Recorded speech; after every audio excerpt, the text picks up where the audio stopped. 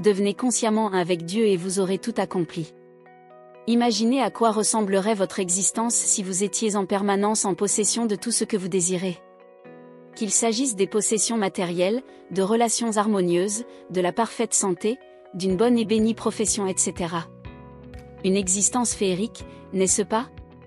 Vous vivriez ainsi dans un monde où le besoin inassouvi n'a ni existence ni réalité. Vous vivriez comme des dieux. Eh bien, je vous dis oui, une telle existence est bien possible dans notre état actuel. Nous avons la possibilité d'avoir à temps réel tout ce que nous désirons et comme nous le désirons et tel est d'ailleurs notre droit naturel et inhérent. Mais pour ce faire, nous devons d'abord savoir que nous le pouvons et pourquoi nous le pouvons. La raison de cette nécessité est bien évidente. Si vous possédez une certaine fortune ou un trésor dont vous n'avez aucune connaissance, il n'est vraiment pas vôtre. En fait, il ne changera jamais quoi que ce soit à votre situation actuelle de pauvre ou de démuni parce que vous ne pouvez profiter que de ce que vous connaissez. De même, si vous ne devenez pas conscient de votre droit divin, résultat naturel de votre unité avec Dieu, le bien infini, vous ne pouvez jamais en profiter. Vous ne faites rien pour mériter ce droit divin, il fait partie intégrante de votre être, et tout ce que vous avez à faire est de le réaliser et d'en prendre conscience. Là se situe tout notre devoir. Nous réveiller à notre unité divine et cela nous procure tout bien au-delà de toute attente humaine. Quand vous réalisez cette unité, vous vous voyez faisant un avec tous les attributs de Dieu. Vous faites un avec toute l'abondance divine, vous êtes donc abondamment riche de tout bien à tout moment, en toutes circonstances et à tout point de vue. Vous faites un avec tout l'amour, vous rayonnez d'amour, vous êtes entouré d'amour et vous en donnez partout où vous êtes. Vous rencontrez partout de l'amour et vous en êtes abondamment béni. Vous faites un avec la vie éternelle, vous êtes illimité, indestructible et immortel. Vous faites un avec la perfection, vous êtes parfait, vous rayonnez de santé, de beauté et de pureté. Vous faites un avec l'harmonie divine, vous développez partout des relations harmonieuses, paisibles et toute votre existence est paisible harmonie et bonté infinie. Vous pouvez prolonger la liste avec tous les attributs et les caractéristiques de la nature divine car tout ce que Dieu est, vous l'êtes aussi par ce lien d'unité naturelle entre Dieu et l'homme. Vous êtes la présence fidèlement manifeste de l'Esprit infini.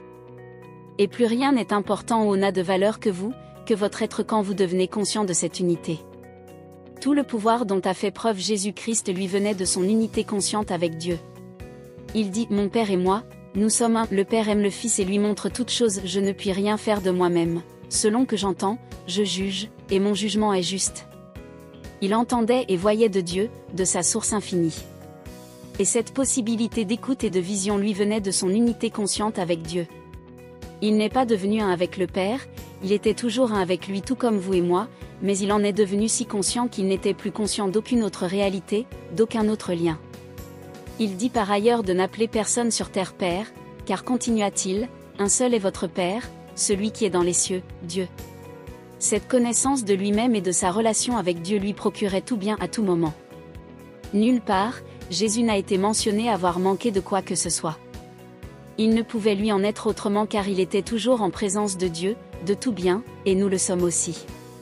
Emerson a raison lorsqu'il écrivit « Oh, quand je suis en sécurité dans mon chalet sylvanais, je piétine la fierté de la Grèce et de Rome, et lorsque je suis allongé sous les pins, où l'étoile du soir brille si intensément, je ris de la connaissance et de la fierté de l'homme, des écoles des sophistes et du clan savant, car qui sont-ils dans tout leur haut prestige, quand l'homme dans la forêt rencontrera Dieu? Que peut vouloir ou désirer l'homme en dehors du tout bien omniprésent, la reconnaissance de son unité avec Dieu vaut à l'homme tout le bien qu'il ne peut jamais s'imaginer. Cette reconnaissance le fait briller de mille feux divins. Il devient Dieu, c'est-à-dire une forme manifeste de Dieu, ce qu'il a toujours été et sera toujours. Nous avons tous la possibilité d'avoir cette conscience. Nous avons tous la possibilité de nous élever dans connaissance consciente de notre unité inhérente avec Dieu, le bien omniprésent, omnipotent et omniactif afin d'en être les rayonnements dans le monde. Tel est notre droit et devoir divin et Dieu lui-même nous y soutient. Nous n'avons qu'à désirer cette conscience et les voies et moyens nous sont donnés pour y nager à fond car au peuple qui cherche Dieu, Dieu lui-même est le guide et le chemin.